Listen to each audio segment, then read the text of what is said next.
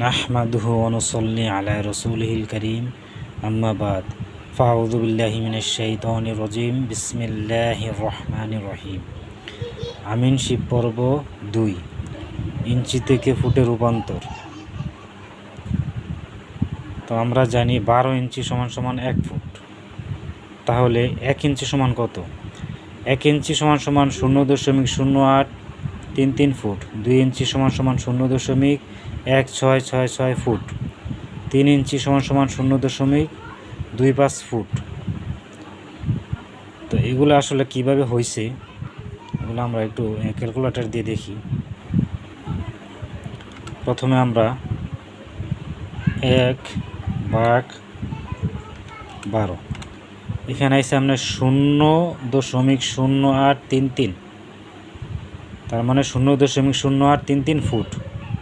তারপরে 2 ইঞ্চি সমান 2/12, 0.166 ফুট।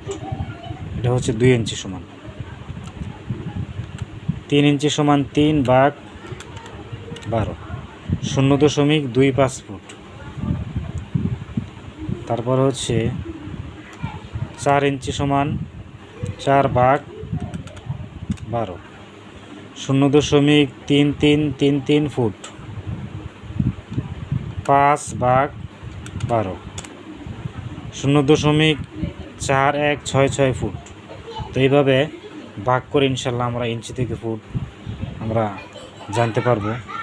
আরেকটা টপিকস আমাদের সবারই জানতে হবে, দশমিকের পরে 2 গড় ধরতে হবে।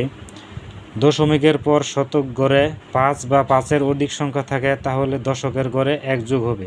যেমন 0.166 ফুট।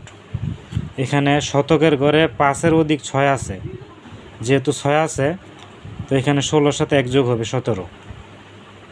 আর